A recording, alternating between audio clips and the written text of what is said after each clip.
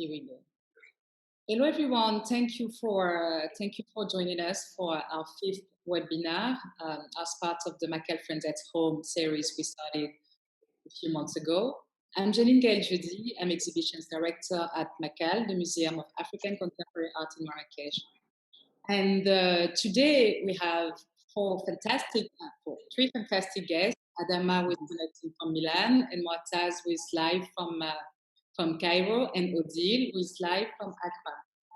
And feel free to start asking the questions in the Q&A box down there, or feel free to send it into the conversation we treated while we are diving into the topic. So before diving into the topic, I will quickly introduce our guests and then invite them to present us briefly their respective experience. We'll start with Odile. Odile, before Nubuke Foundation, she worked in various positions in banking, software, and IT operation. She owned an art gallery in London, Black Swan, representing several Ghanaian, Togolese, and Nigerian artists. A founding member and director of Nubuke Foundation, Odile is passionate about providing alternative opportunities for children wanting to learn about Ghanaian culture. Adama is the co-founder and CEO of the Moleskine Foundation, which was founded in 2006. With unique hybrid background, management and cultural studies, his work has to aim to design and build innovative organizations able to generate social impact. And at Moleskine is committed to explore and leverage the intersection of business, education, culture, and social development to create new and meaningful public values. Moataz Nasr is an Egyptian artist and cultural activist who explores traditional new globalism, questioning geopolitical and social development in Africa. The artistic practice for Moataz is to encourage dialogue across geographical boundaries. He has internationally at venues such as La Villette, Paris, LACMA, and the Smithsonian in Washington, as well as FIAC, Yinchuan Biennale, Havana Biennale, and other. In 2017, Moataz was selected to represent Egypt during the 57 Biennale in Venice. And he created Darb 1718 in 2008. So I will start with you, Odile. Nubuke is a visual art and culture institution based in Accra and founded to support artistic practice of Ghanaian artists while making the appreciation of art, culture, heritage, and history accessible to all. Could you tell us a little bit about Nubuke and how, since 2006, you managed to build an institution that has a strong impact in the local community? Nubuke, as you said, founded in 2006 by 3 individuals, including myself and Professor Toji and Tutu Ajari. We kind of felt that the opportunity to showcase Ghanaian artists was really in the remit of foreign missions. And in 2006 as well, Ghana was coming out of a lot of political turmoil, and we had just started our 4th republic. So cultural institutions or appreciation or engaging in cultural activity was very much as a minimum. So the idea was to present to Ghanaians our own culture, look for artists and creative people who we could showcase in our spaces, and also grow audiences that will be appreciative of what we had. And so it has grown for the past 14 years. Activations within our community, which is like the geographical community, activations, in fact, all over the country, working with artists, working with artisans, creative people, poets, drama. And also, one of the things we recognize is how we can engage with creative people at their point of need, which is for a lot of them, idea articulation, going through their process, developing their practice. So at the beginning, a lot of our exhibitions were just focused towards how do we get people to showcase their work, even if it's just the experimentation that is taking place within their practice, but just give them that platform that it can be appreciated. And it has grown through that, just different kinds of iterations with artists, with artisans, with our local community, with schools, individuals, families, and general public. Yeah.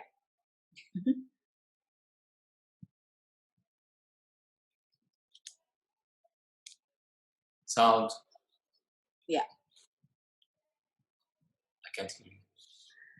And I lost you a bit. Could you hear me? Yes. Okay. I was moving forward with Adama. Could you tell us a little bit about Moleskine? I know your motto is to inspire a new generation of thinkers and trying to bring change in the community through education and creativity. Could you tell us a little bit more about the vision of Moleskine Foundation? Yeah, sure. When we created the Moleskine Foundation, so before, when we created in 2006, the organization had a different name. It was called Lettera 27, Letter 27. And then the past 3 years, we transformed it into the Moleskine Foundation. But some of the original core values remain very similar. At the center of our calling, of our mission, is this idea of using creativity as a tool for social change. And we look at creativity as very practical skills, and as also like a sort of umbrella skills of three main ideas of critical thinking, creative doing, and lifelong learning that stay at the center of what we believe are needed to engage young people and unlock also their change-making attitude. So within that, we created an organization where we try to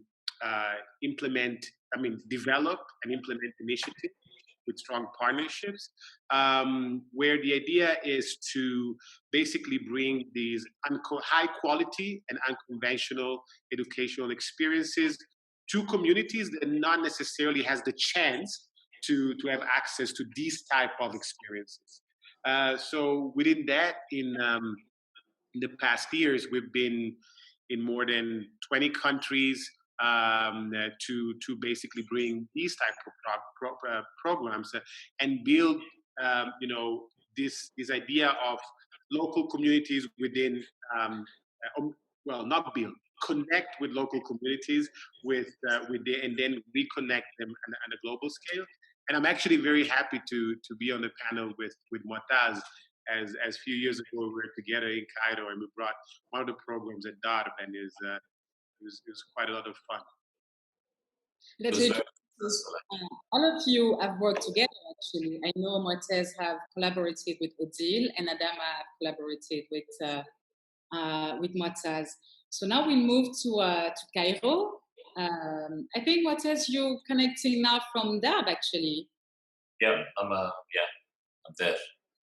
Will you tell us a little bit about this atypical institution in the center of Cairo? Darb, as you said, we started in 2008, and our aim at the beginning was to promote contemporary art and artists. And we slowly we start to go on to open up. We started with one building that you might see in one of the pictures, and then we added other buildings around. This is the main building. You can see it now in the photo. And then we had several buildings around, and now we have 1, 2, 3, 4 buildings, and the garden that you can see on the side, which we use it for performances, for cinema, projecting, and a lot of other activities. Through this 12 years, we did a lot of exhibitions. Most of it are collective exhibitions. That's where our main concentration, whether we invite curators or we curated ourselves. So we worked with over 1,000 artists altogether, more or less, and we also managed to take the Egyptian art and artists to outside of Egypt in different places. I think one of them was in Dakar in 2000 and I think it was like 3 years ago or something, 4 years ago. So I'm not sure. The last edition, the one before. So it was very successful. We managed to have 16 Egyptian artists showing there. It was very, very, very well received. Also, we you know that in Cairo, the Cairo Biennale were going on until 2010. That was, and then it stopped after that because of the revolution was in January 2011. So since then, the Cairo Biennale were stopped for a while. So we decided in 2015 to do an off for the Biennale, hoping that this will encourage the Biennale to come back. I mean, to give them an example. So maybe this will work out, and it worked very well. So we had the Cairo Biennale and the off Biennale of. In 2015, the first edition, and the second edition was in 2018. And we hope that we can manage to have the third edition in 2021. But the good news is that according to one of the things that happened after that, that the Cairo Biennale, they decided to return it back. So we had the first edition of the Cairo Biennale last year, 2019. And hopefully it will be, the second one will be in 2021, where we'll be the main Biennale and the off that we are curating, which was not only at Darb here, it was at Darb, and it was in downtown in several places. Yeah, we had like 120 artists from all over the world to join us, so it was fantastic, and it was very good buzz in the city. Yeah, more or less. Jumping onto that, I would like to share with you and the participant who joined us for this talk an excerpt from an interview of the late B.C. Silva she did with the Pew Center for Art and Heritage. When they asked her how she perceived the local within the context of international curatorial practice, she says that for her, she sees the local as an expanded field of engagement and practice that allows audiences to identify with experiences that come out of a very, very local set of realities. So the three of you have different profile and different experience. Moleskine is more an incubator, while Darb, it's an institution which is rooted in Cairo, and Nubuke is rooted in Accra, Ghana. But all of you have worked together, so I've created a sort of international community. But I want to know, in terms of your action locally, as the custodians of the narrative, how do you build programs according to the local ecosystem? According to the local? The local ecosystem. Yeah. Maybe I can start because I'm the only one without a local ecosystem. So me, for us is, it's, I think, very good in knowing what we don't know and not pretending to know what there is no way for us to know. And so the entire model of the organization, first of all, I mean, you said at the beginning, just important to reiterate that technically we're based in Milan, but it is, our entire model is based on partnerships. So our first step is the idea that we do not do anything by ourselves. The precondition for us, for example, to be in Cairo when we were to Cairo was to connect with Moataz and connect with Darb. without that initial connection, then there cannot be our presence in Cairo, because otherwise it would have been completely disconnected. It would have been completely top down. It simply couldn't work. So once we connected with Moataz and we connected with his organization, then we started a process of co-creation. We started a process of co-creation, and we started a process of adapting, what is an international model, and in this case, the program at work, to the local context and to what Moataz was doing at the time with the Biennale. So, and this is pretty much something that we do every time. Even as an international organization like Moleskine Foundation has a global focus, we have this approach where we don't necessarily have a strong regional approach. Normally often organizations say, okay, I take care of this region, I take care of that region.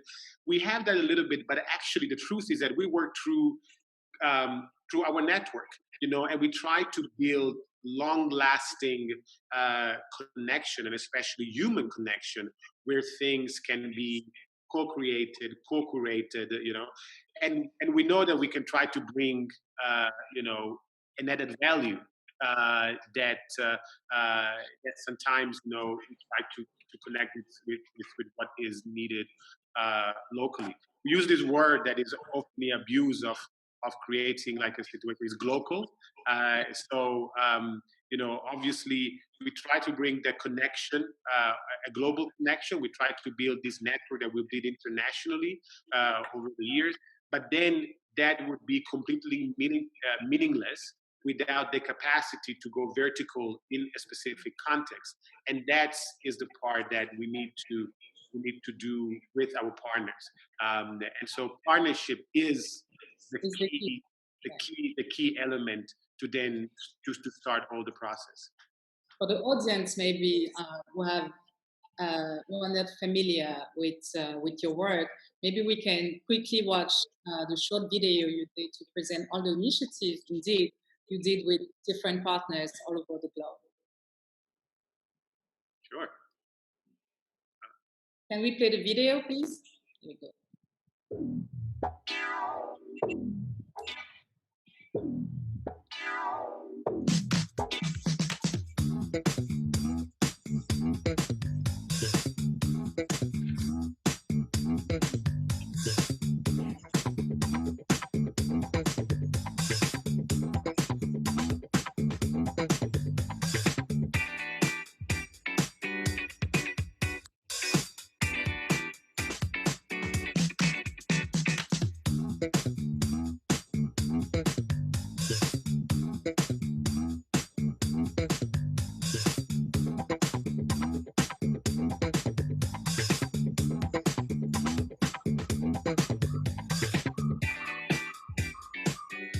Work for me was life-changing, destructive, mind-opening, very healing. Wow.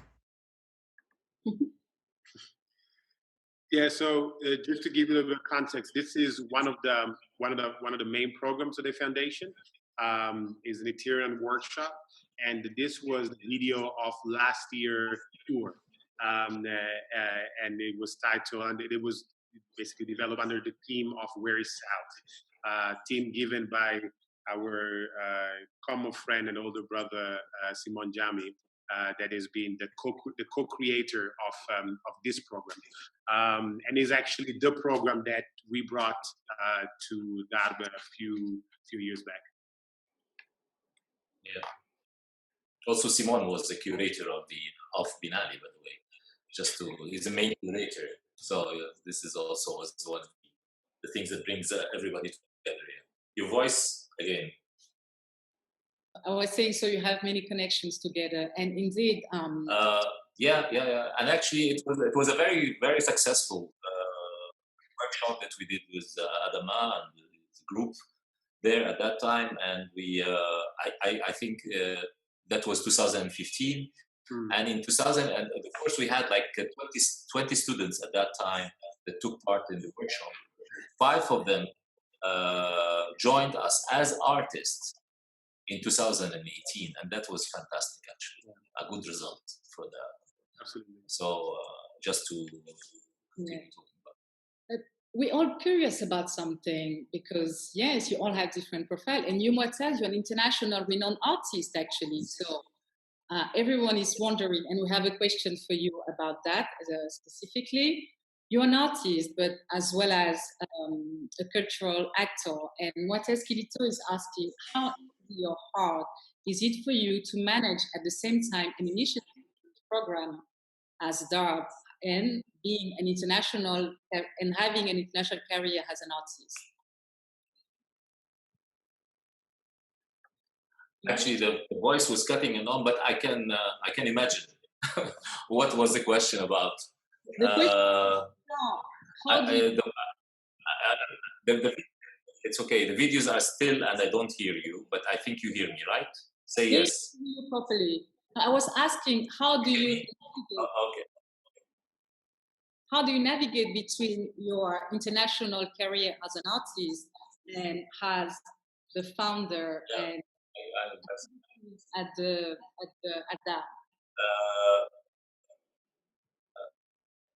Well, first of all, I see Darb itself as an art project for me. It's one of my artistic projects. So I don't see it as a business. It's an NGO, and I just create the space. I didn't.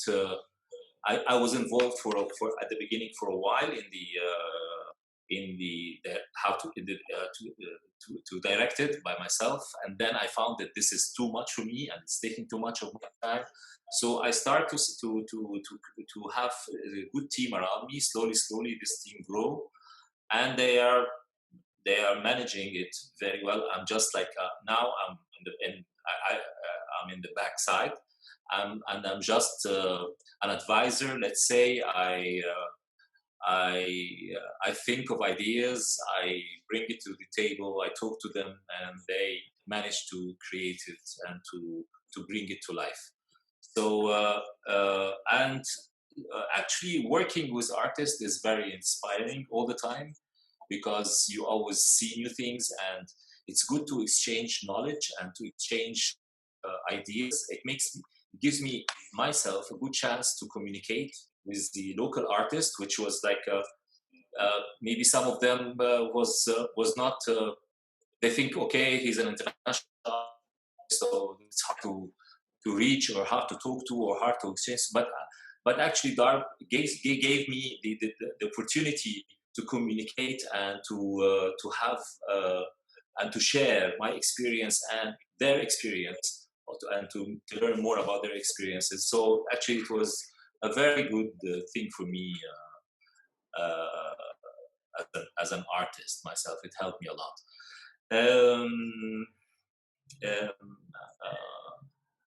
Yeah, I think that's it. Also, because that's it, I guess. I know Nubuke. I don't see any moves in your face because the videos are still, so I don't know what's going on. Yeah, I think maybe you have a little issue with your connection, because I'm having trouble to see you properly. But it's fine. We can hear you and we can see you, so don't worry.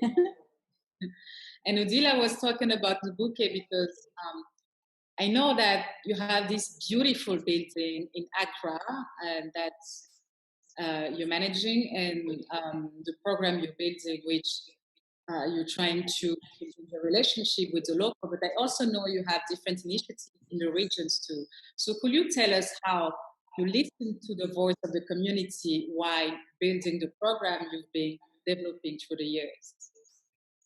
I mean, I think for me, it was important at the beginning to listen. It came to us quite early at the beginning of that project that we didn't know it all. We needed to, as you're saying, how do you engage with an audience? Who is the audience? What do they want?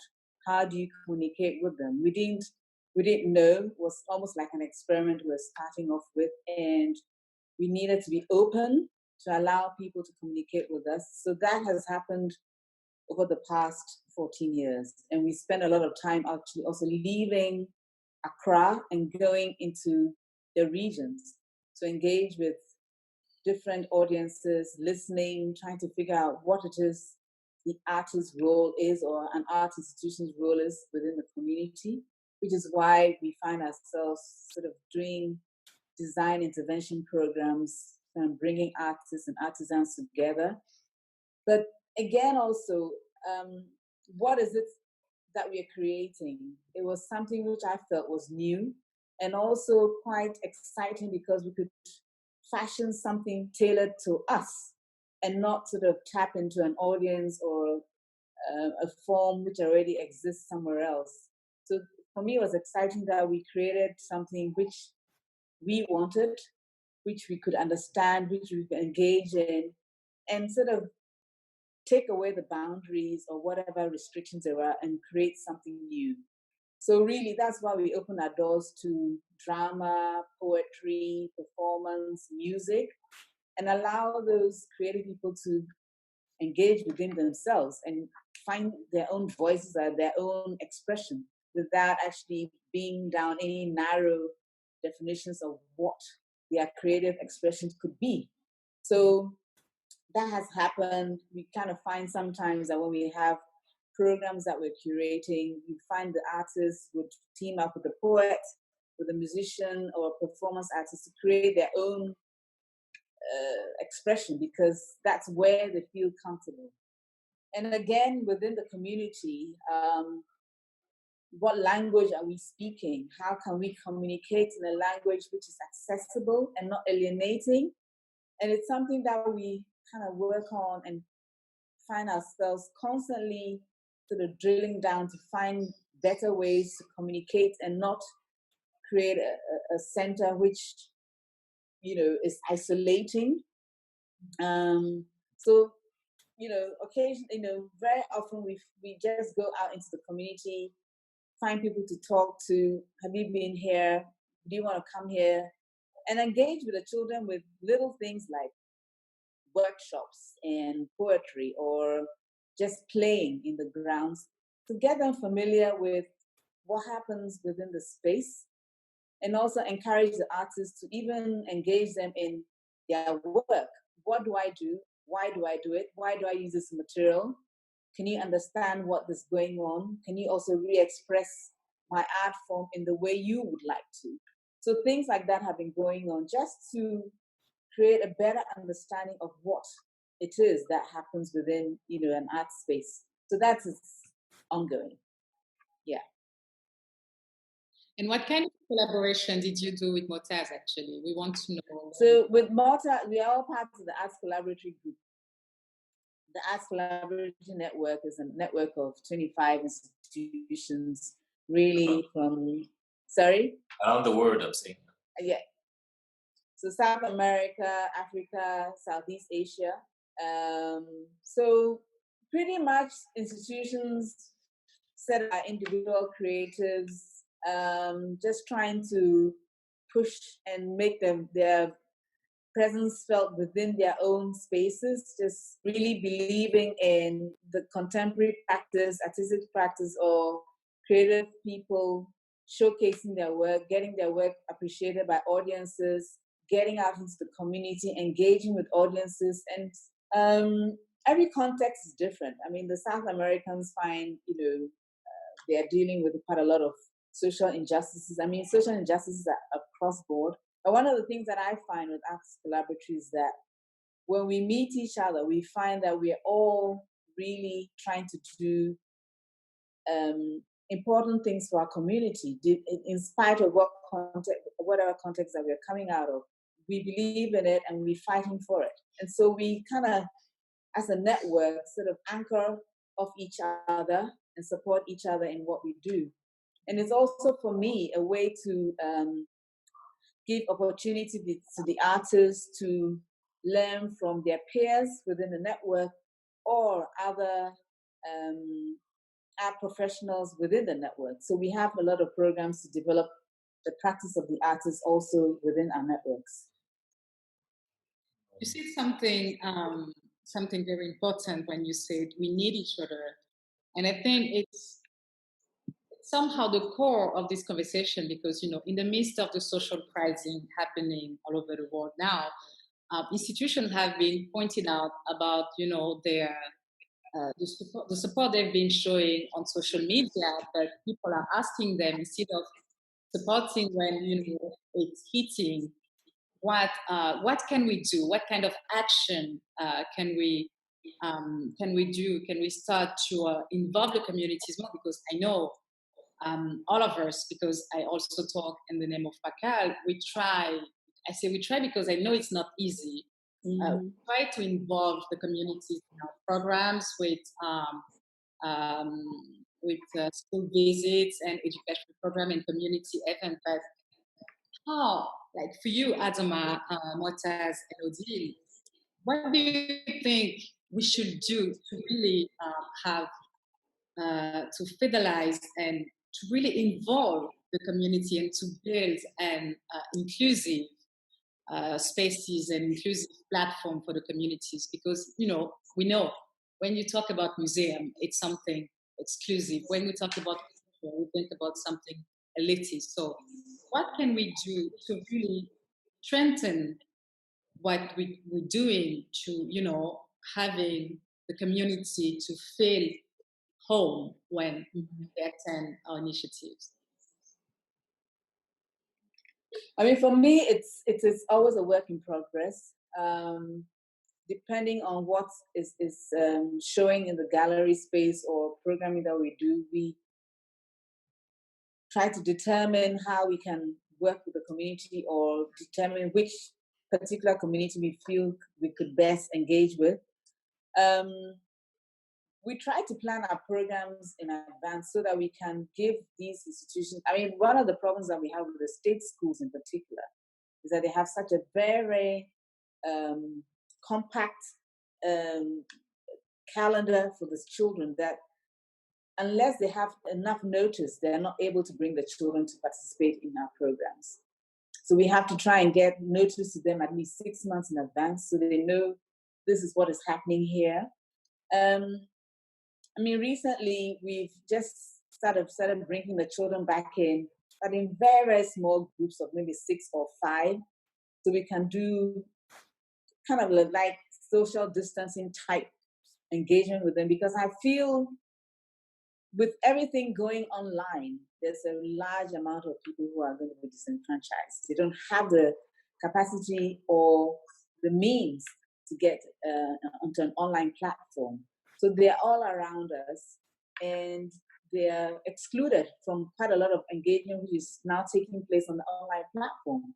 So we're just doing workshops with them, minimizing our contact with them, but also minimizing the groups that are coming in. So keeping them in tiny groups of 6 so they can, kind of spread out, but at least gives them a bit of respite and creative engagement in the day. So that is one of the things that we've been doing. We'll be doing that for the next 4 weeks. Yeah. And Adama, I want you to tackle that part by talking to us about a specific project, which is the solution will not be televised. So could you tell us a little bit about this fantastic project, which with that you managed to involve people from all over the world and create a virtual community of actors, actually. Could you tell us a little bit about that? Yeah, sure. So I think that's actually thinking about also the question that you asked, Odile, and you asked before. I think that part of the building a community, obviously for us, the first part is about getting the right partner and getting the people who are able to engage with it. But I think there's also like this idea of inclusivity. Start from the beginning. Start in the way you conceptualize your initiative. When you think about a program like At-Work or like Wiki Africa Education, it is the program that is connected to your question. The idea is that we always, as an organization, we always think in terms of not in terms of beneficiaries, no, but in terms of knowledge producers.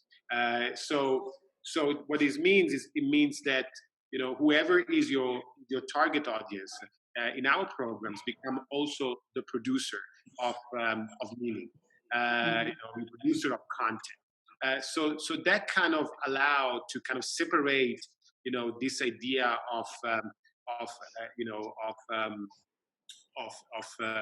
again, beneficiary stroke, somehow passive target, to actually become part of the cultural production itself. So, I love the title of this talk, in terms of producer of meaning. But the producer of meaning is the community itself. So whoever participates to the program. So it starts from the beginning. It's the way that the space or the project, I think, is conceptualized at the beginning. Yeah. In the specific, this new campaign that we launched very briefly, the solution will not be televised. It was our response to the current pandemic. We have a program that is called Africa Education, where it's quite simple. We wanted to increase the quantity and quality of information about Africa online by having more young Africans from the continent and the diaspora to become knowledge producers. So from passive knowledge to knowledge producers, especially in their own mother tongue. I always say that's to explain the program, because everybody normally gets quite shocked. On Wikipedia, that is the top 5 most used website in the world. In this moment, there are more information about the city of Paris than about the entire African continent. Right? So this is the situation. So the idea is that we look at that and we say, okay, how can we, try to cover this gap for a number of reasons, obviously. And within this program, when COVID-19 started, we look at that. Normally, people go very much online to try to find basic information. They try to go online to find basic information in their own language. But there are none. There are very few information available. And so we look at our model of Wiki Africa Education, and we basically invited people that speak their own mother tongue to translate the main pages about COVID-19 from Wikipedia in their own language, and then we re-upload it on Wiki. Now we are in the middle of the campaign. We just launched a new video. We have already more than 350 people in more than 60 languages represented. Our goal, by the beginning of next month, is to reach the main 10 languages from the continent in terms of spread out, in terms of speakers. We aim to produce knowledge in that. So hopefully, by the end of the month, we're going to have around 300 million people that virtually will have access to new knowledge about COVID-19. And I think the cool part is that most of the knowledge is produced by the community itself, by the people itself. And the idea is to create a movement, step by step, little by little. The idea is to basically, I don't like the word empower because it seems a little bit too top down, but to try to create the precondition so that people can become, can take on the narrative of his own story, and then use technology as a platform to then spread it out and scale it somehow to a larger audience. Mm-hmm. Perfect. Thank you very much. And you, Moataz, could you tell us a little bit how you manage, or how you try to build Darb 1718 as an inclusive space and a safe space for the communities, where they feel like, okay, I belong to this space, I belong to this narrative.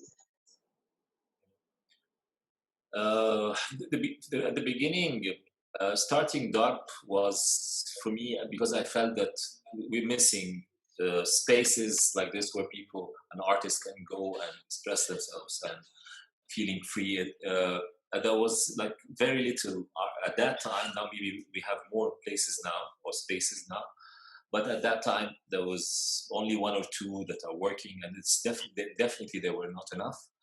And I felt as an artist that I had a chance to go internationally, that it's it's my I have to help other artists to find the way and to share my experiences. So because I know that there's a lot of good artists everywhere in the country, and they just needed the space and some advice, and a little push, and they can go on. So that was at the beginning the reason I started Darb 1718. But well, the area here chose me. I have to say, and it's actually it's a very special area, a very poor area. Now it's changing a lot, of course.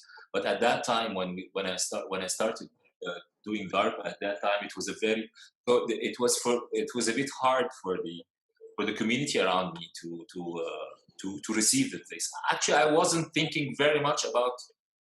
At that time, I wasn't thinking very much about how about the community. My aim was to show contemporary art, and that's it.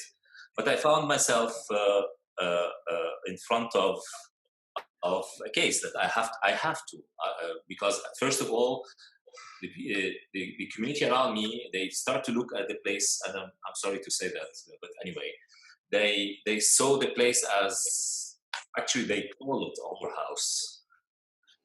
So it's because what we're having, and sometimes we have parties, sometimes we have music, we have events, people coming from all over the city. So what the hell is going on? So it was, for them, was a bit weird. What's going on? So since they didn't understand, so they start to, okay, they step away.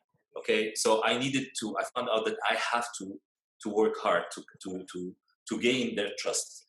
And slowly, we open up and we start to divide our activities between having exhibitions and so on, and also to do workshops for the community around us, especially for the kids. And that was a very successful thing because we managed to gain the whole society. And now you can't imagine how much they're helping us a lot in everything.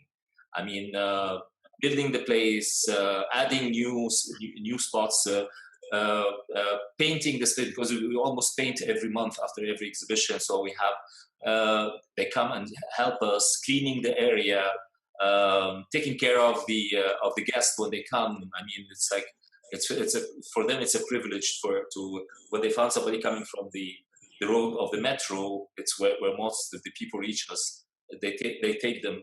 To show them where is Darb 17 and so on. So and then we start also to have a lot of workshops for as I said, with the kids, whether to do drama workshops, painting, music, and we found out a lot of talents, and we help them and we put them in the we try to put them together with others who can help them and to continue with. So we somehow managed to help. The problem from the beginning, and actually this is something that I knew from, that when you have an exhibition in Egypt, usually the maximum you have for the audience is like between 200 and 300 persons. That's the maximum you can have around you. And we didn't know what to do. I mean, it's like, how can we increase? How can we encourage people? I want you to come. I want everybody to come. So we started to combine between art and also music. So we can have music, so we can have musicians, and those who like music will attend. So, and then we start to open up, we need to have more than that. So we start to open up the cinema, and then we start to have to do workshops for not only for the public around us, which was for free, but also for everybody in Egypt. Like, we have different workshops happening here and there and there and there. So a lot of different people start to come and to know it. And I think we managed to have more than 100,000 followers, and I think it's growing slowly. And lately, actually, my daughter joined Darb, which is actually, for me, was the most beautiful thing happened. And new mind, new way of thinking, new feeling. So I think she will do great, and she loves the idea. and I feel that it's time for me to retire. Maybe next time when you're gonna have a talk like this, she will be the one who's talking. Who knows? So yeah, so that's how we managed to have to communicate with the community around us, and to open up and to have as much people as possible to be interested in contemporary art, because still in Egypt, like most of the African countries, people are looking for the modern art and things like that. So it's still accepting contemporary art is not an easy thing. It takes time. Yes, and that was my next question, because okay, sorry. You specifically, you're not only a cultural actor, but also a contemporary artist. And last week, we talked about contemporary art as something elitist or accessible. Mm-hmm. For you, in your artistic practice specifically, when you create or when you show your work, how you make sure the message you're trying to communicate, or while you're creating the work, how do you make sure the message is accessible to all?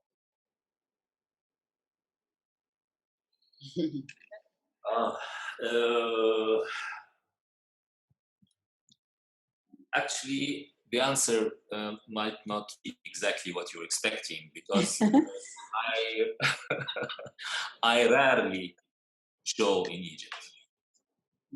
Very, very little that I show in Egypt.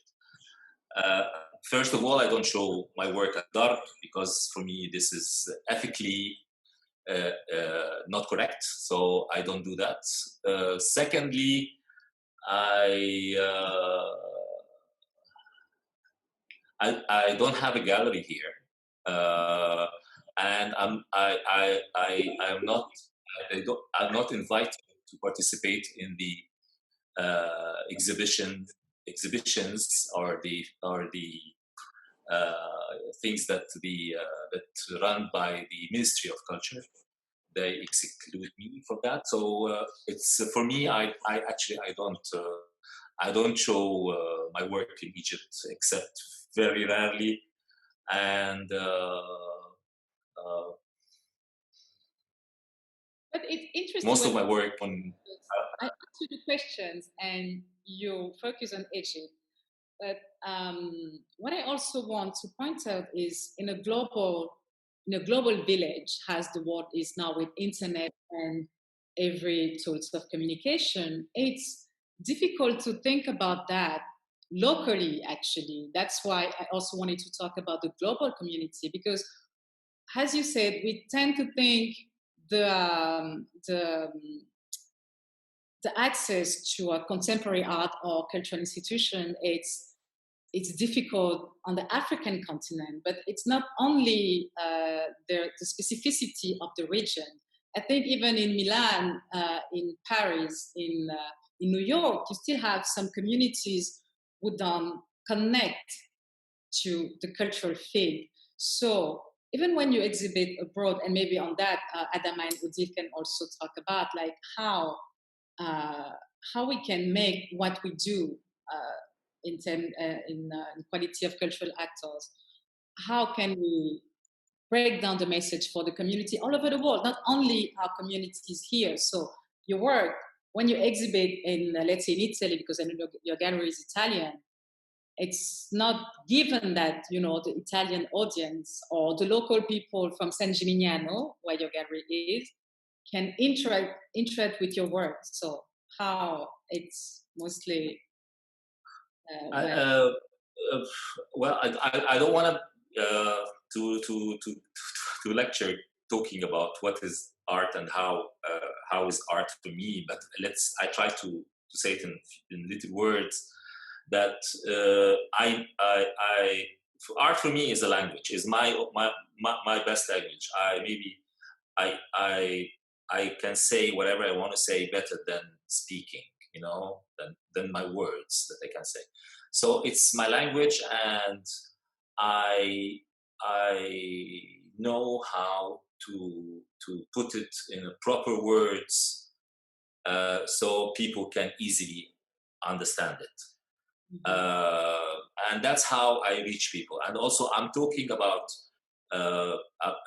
most of my topics are social and human issues, and so people can find and can see themselves, and they can relate to the work. So my work is easily to be understood and to be received from everybody. That's how I find it so far. It's like this is, and of course, by time and by practicing, I become my language had improved more and more. So and I learn more and I understand more. So it's I think that's how it is. But in Egypt, since I didn't almost show, I show very little things. Most of my works, artist friends from Egypt, for example, I was showing one piece that I in Facebook like lately. That I did in 2011, and a friend of mine who's actually a close friend, he just asked me, I've never seen this work. I know that you've never seen. I know that most of you didn't see most of my work. I would love to show my work one day in Egypt, but I don't want to show it at Darb, and I will never do that. I'm waiting for the time when my work will be allowed to be shown in the country.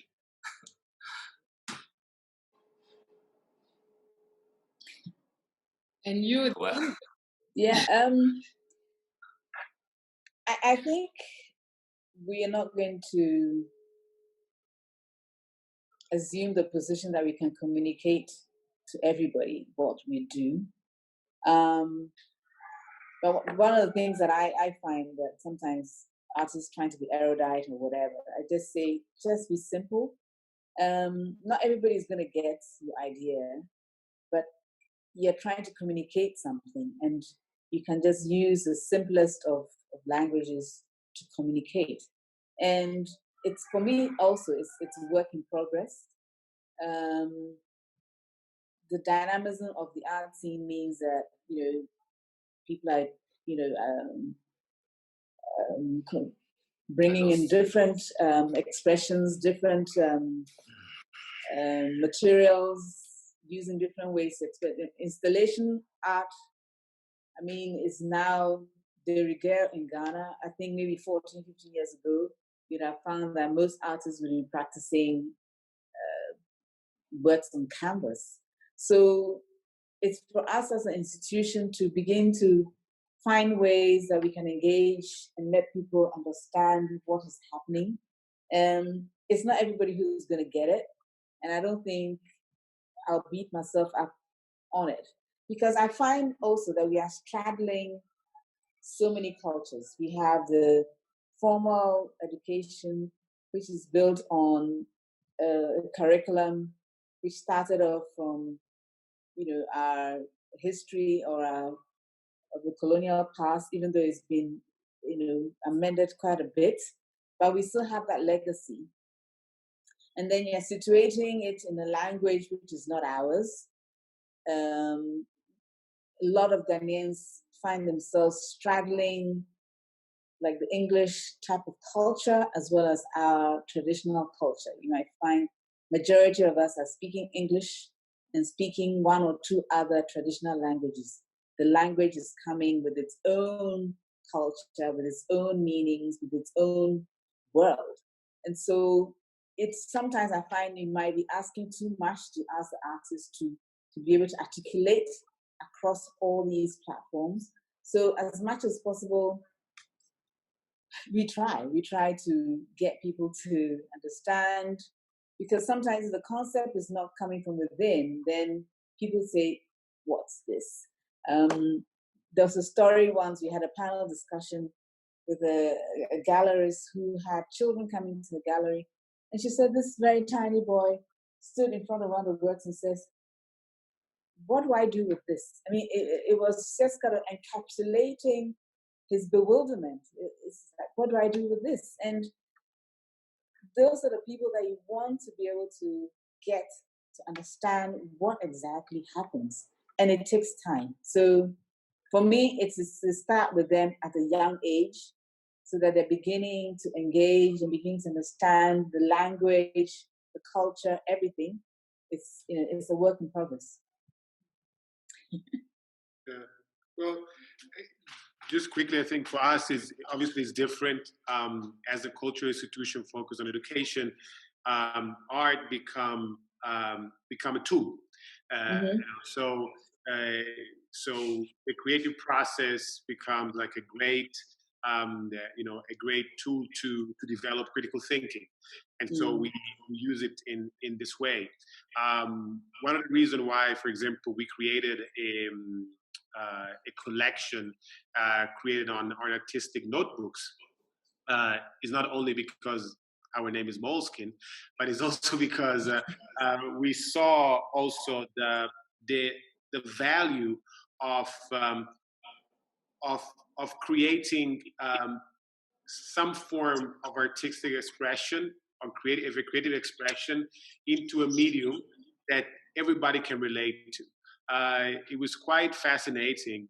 Every time it's quite fascinating to see how people can relate to a notebook, because everybody has it, So if you are in the middle, if you are in Dakar, if you are in Cairo, if you're in New York, if you are in Johannesburg, everybody has his own concept of what a notebook is, because not everybody can connect to with a 5x5 white canvas with a red dot in the middle. So the notebook is already, it kind of decreased the distance. So the medium decreased the distance. That's the first part. Then the second part, in this case, if you look at the Edward program, then the object is being created by somebody like you. So suddenly, even the creator, because the creator is you, then again the distance decrease of another piece. So then suddenly you are close enough then to start exploring and to start opening up, and that is where I think dialogue and reflection can start happening. And so that's part of the ways in which we focus, and that's why we try to, and we collaborate. Adile, we're going to come in Accra soon, so get ready, obviously. The idea is that it's so important for us to collaborate with all cultural institutions, especially from the continent, because then we think that there is where our model can find a place to be implemented and also modify according to what is needed. And then from there, this is just a starting point. Then the dialogue starts. I don't know if anyone do you have any questions? Maybe we can start discussing with the public too. For now, we don't have any. And but I also know it's not so easy to do. I mean, to achieve what you have achieved so far, and especially because you're all private entities. So what were the difficulties you had to face in establishing what you're doing, especially with the local government, for example? So could you tell us a little bit about the challenges you had to face? I see both of you're smiling. You can tell us the truth.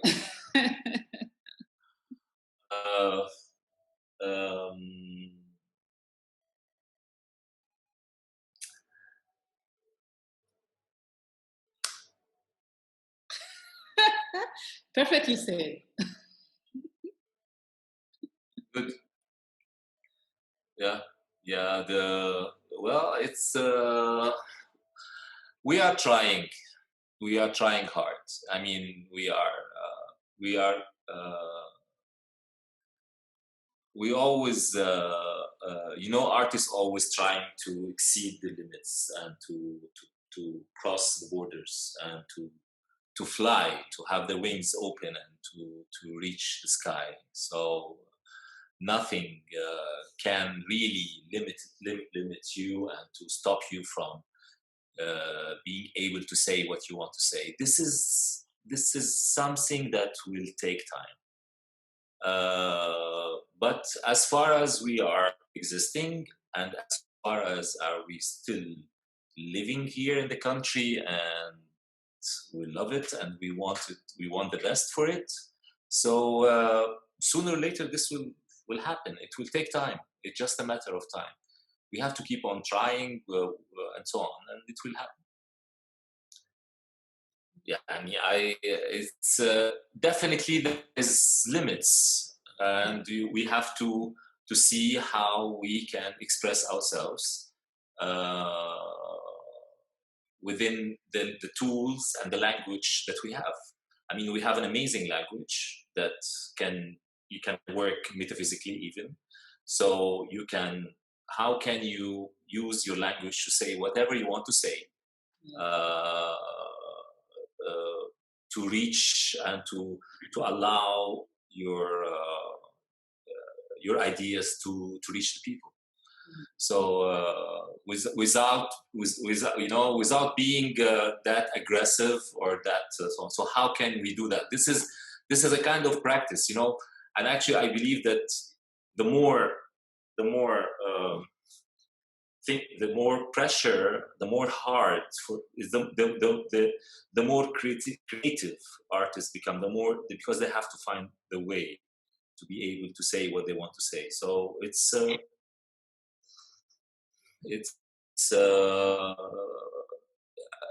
not an easy thing, and it's not just about the governments. It's about also the public, the people themselves. I mean, it's not an easy thing. Of course, the government are part of the public anyway. They react to their reactions, so everything is related. So it takes time. We started Darb to educate.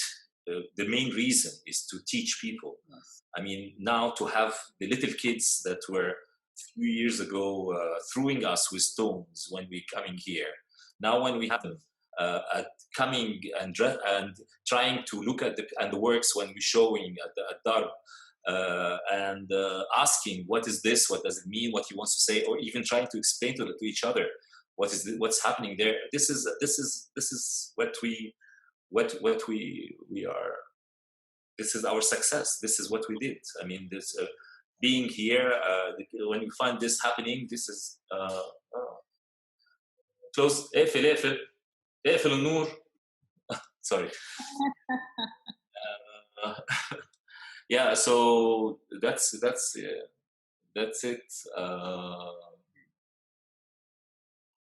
Yeah.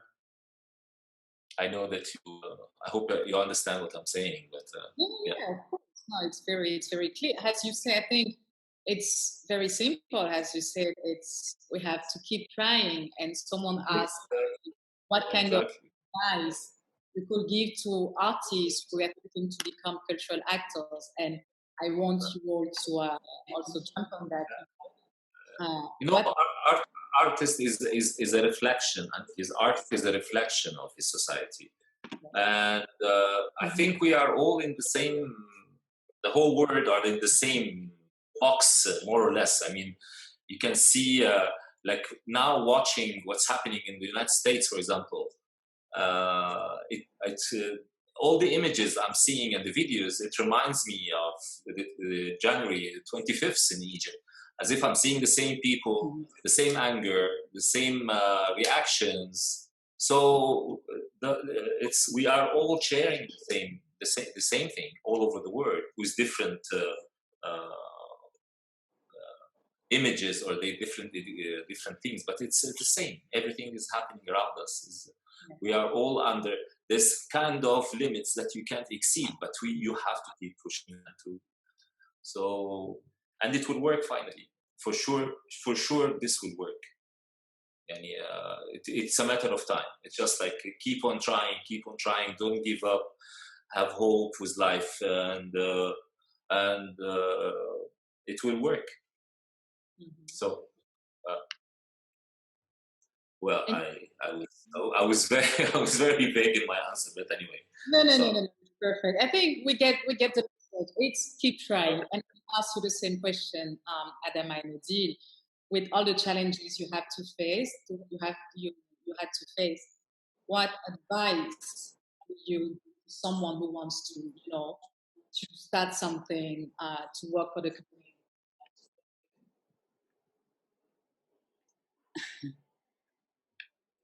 Well, it is one of my co-founders is also an artist, and he has now gone back to his studio, but for the last 10 years, totally dedicated to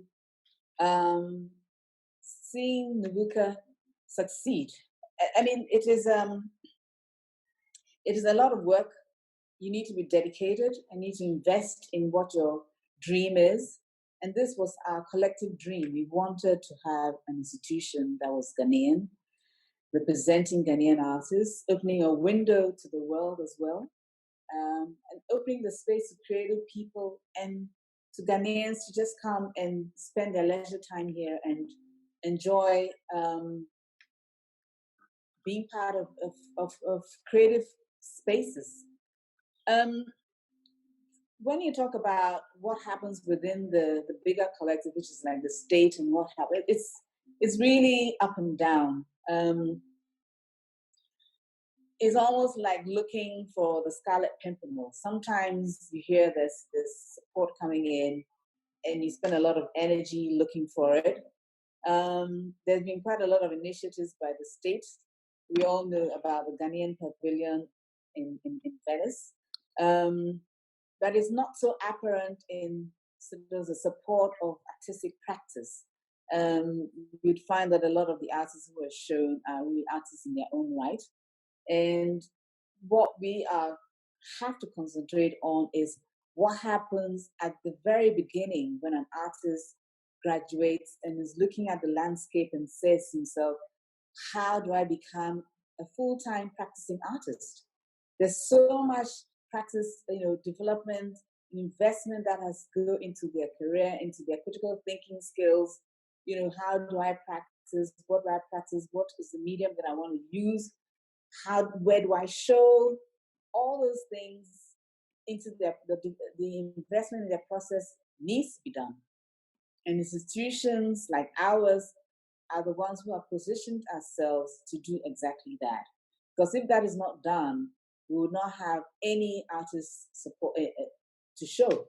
So, Nubuke, that is where we want to be, where encouraging artists to sort of take that bold step, and we're kind of there supporting them and helping them, with that critical thinking, mentoring sessions, showcasing their work in the gallery, which is so important. And those sort of things are pushing them to view the landscape and see the opportunity to sort of venture out and be practicing artists. And so it's good to have the support from the state, but once we place ourselves in the position to be who we are, so far as I'm concerned, we have to keep pushing at it until we can do it no more. Hey, I always say, listen, if one day we can't do this, at least we can say we did it. We did it for 10 years, we did it for 15 years, we did it for 20 years. But that is all we have to keep saying to ourselves and keep working hard for the artists and for creative people. Yeah. And keep together. Yes. Because as Curtis Mayfield used to say, you got to keep on pushing. Indeed. Get a little higher. Obviously, I'm in no position at all to give any advice to how to build a local organization, because I haven't. But I think what I would like to say though is the importance of the role of Odile and Moataz with Darb, and to read, because for us this is the backbone of our work. Without them, we cannot do our work in the same efficacy that we actually have so far. With all the complexities that the local organization have, and Moataz, for example, and Darb has in being like such an alternative space in Cairo, those organizations plus the umbrella of art, quote unquote, it creates almost like a space, most of the time a safe space, a stealth space where criticality can occur. When we're at Darb, we could talk about certain social issues that if we would have done it in any other way, we would have been kicked out from the country in probably like 2 days. When we did it when we were in Zimbabwe, for example, or in Ethiopia, the cover of of art and those spaces, it was really the possibility to criticality to occur. Now, the interesting aspect is that art is a space where you don't need to have necessarily an agenda. We never go to a country with a political agenda or with anything. We're just there to start a conversation, and we're just there to facilitate a conversation. And then things comes up. So it is so important for I think sometimes we not obviously maybe this audience, but often culture and art organization are considered not as primary needs service delivered, while actually it is. They are, and it is so important to keep remind the rest of the world, the rest of the world, this, especially in this time. I think when Moataz were referring to the current situation, this is clearly the time where we need radical imagination, and without radical imagination, we wouldn't be able to create our collective future. And Moataz space, Odile space, and so on and so forth, are those spaces where this happens, where the original raw material exists to then be able to do what art does, that is create new language. So I really would like to underline how important it is, and how also I'm grateful, to Moataz and Odile, to all the work that we've been doing, because in the end of the day, they are enabler, and they're part, and we're all part of a bigger purpose somehow. And so I think it's just important to keep it in mind.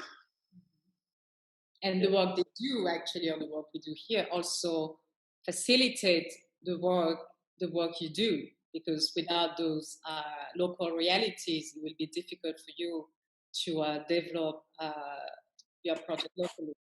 There's a question for Odile, actually. Michelle Mackenzie is asking, one of the challenges of education in Ghana is that there are few opportunities to develop self-expression and critical thinking. Is there a role for artists and art organizations in countries like Ghana to work more closely with communities and educational institutions to help develop this expression? How do you imagine this could happen? Yes, that's a long question, and we'll try to respond to it very quickly, because the curfew is about to start in Egypt. Oh wow! Okay. I have to leave in 20 minutes maximum. Yeah, so Odile. Yeah, I mean, that's a tall order. We have a partnership with Ghana Education Service. It's quite a rigorous process for them to agree for you to engage with children from the state schools to come to your space, because they want to understand what you do, why you do it, and just trying to control what kind of information that you're sharing with the schools. But I mean, what I think Michelle is probably driving at is, how do we maybe work with them in curriculum development so that this sort of critical thinking skills, which have now been identified as very important in the 21st century can be incorporated in teaching. We haven't really engaged with Ghana Education Service at that level, which is like policy and driving policy or other initiatives, just because it's a very small team. As an institution, we have a very small team, and we kind of sometimes put feelers out, and when the response is not so positive, we kind of draw back into our space and manage things that we believe we are capable of managing. But that doesn't mean it's something we don't believe is important. I think it is important, especially now.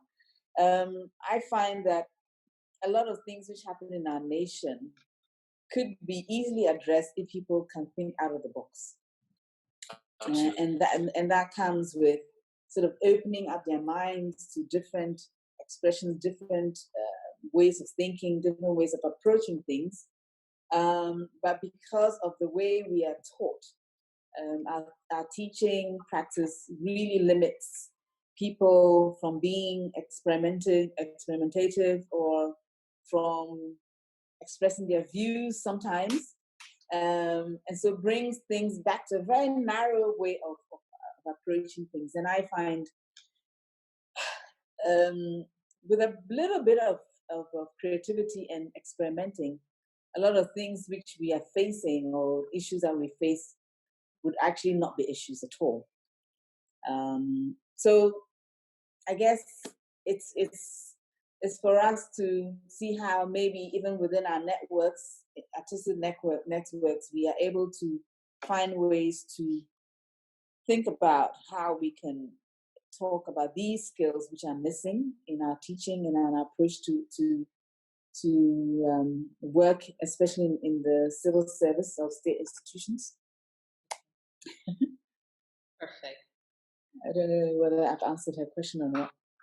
I think you did perfectly, and I think we're reaching the end of the talk, and I will conclude with this.